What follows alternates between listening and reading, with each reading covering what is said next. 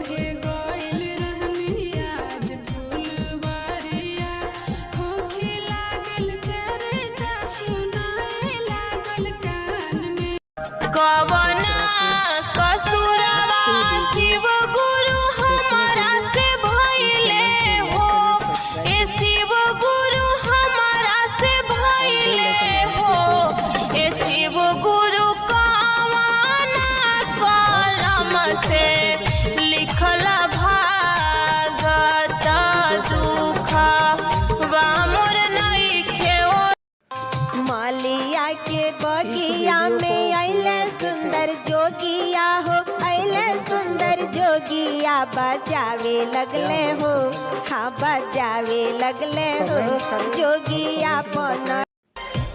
कानी जोर से ताली बजावा हो गुरु के शिष्या कानी जोर से ताली बजावा हो गुरु के शिष्या फूल लोढ़े गइल रहनी आज फुलवारिया सातो नदिया परवा से हम जलवाले आईने गुरुजी और जलवाले आईने गुरुजी बोली ना के वड़िया ए गौरा कौन गुनाह बाटे तोहरा भोला में चरता होला टोला टोला के करा से कहीं शिव गुरु दिलवा के बतिया हो ए शिव गुरु दुख वाला चरिया हो ए शिव गुरु कुछो नहीं सूझे आम गाला वाला पटाई इस वीडियो को पूरा देखें दोस्तों। कैसे मामी इसी तरह के वीडियो देखने के लिए चैनल को लाइक करें, सब्सक्राइब करें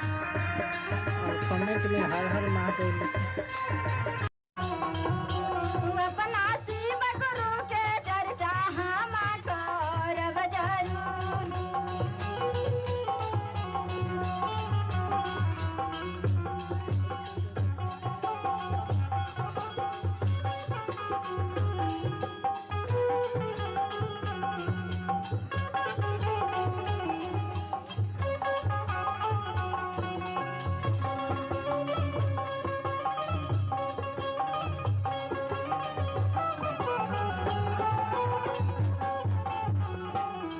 दामी है बोला